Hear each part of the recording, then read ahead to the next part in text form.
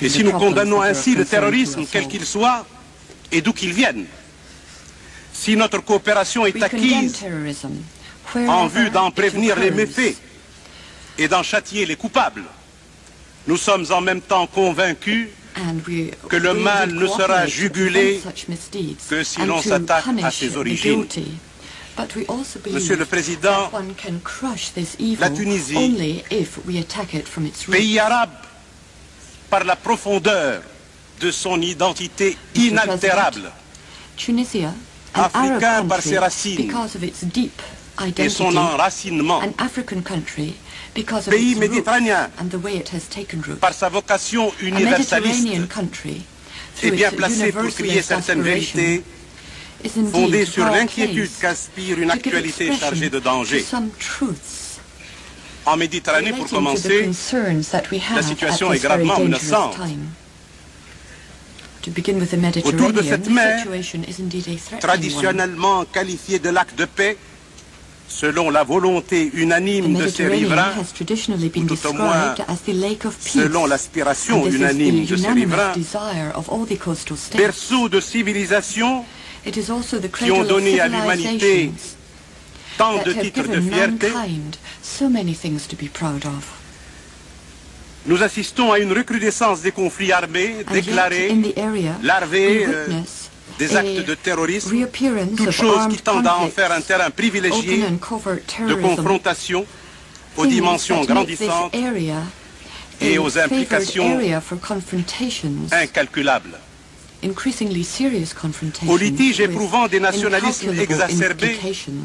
se superpose un antagonisme Est-Ouest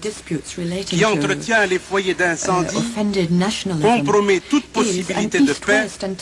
de sorte qu'en fin de compte, les objectifs que se sont assignés les antagonistes locaux se trouvent submergés par des enjeux qui les dépassent. Le problème du Moyen-Orient, celui de la Palestine suppliciée, subissent les effets de cet antagonisme Est-Ouest. Et ce problème est au cœur de toutes les crises qui agitent le monde arabe et qui risquent de déchaîner même dans des pays éloignés de cette région de tragiques secousses ébranlant la société. Cela ne semble nullement influencer l'obstination aveugle d'Israël à considérer sa force, ses alliances, comme fondement exclusif du droit, de ce droit qu'il s'est arrogé de chasser un peuple de ses terres. Autrement, comment pourrait-on expliquer qu'à toutes les propositions de solutions avancées par la partie arabe, plan de Fès notamment, à tous les accommodements acceptés par la partie tunisienne, très souvent au préjudice de ses droits, malgré tout cela,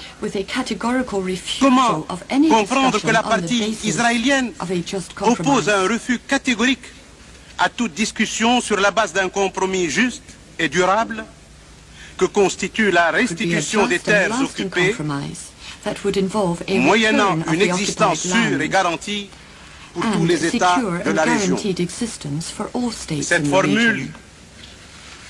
qui se répète partout dans les instances internationales et au cours des négociations devrait un jour trouver sa pleine signification dans la compréhension de ceux qui ont intérêt à ne pas laisser ce drame se poursuivre jusqu'à menacer notre société. Comment ne pas rappeler, en cette circonstance, sur cette question, à travers ce drame, comment ne pas rappeler les accents émouvants de sagesse et de sincérité de la voix du président Bourguiba qui appelait à Jéricho en 1965 à cette solution réalisable et profitable pour nos frères palestiniens. Solution puisée dans la stricte légalité internationale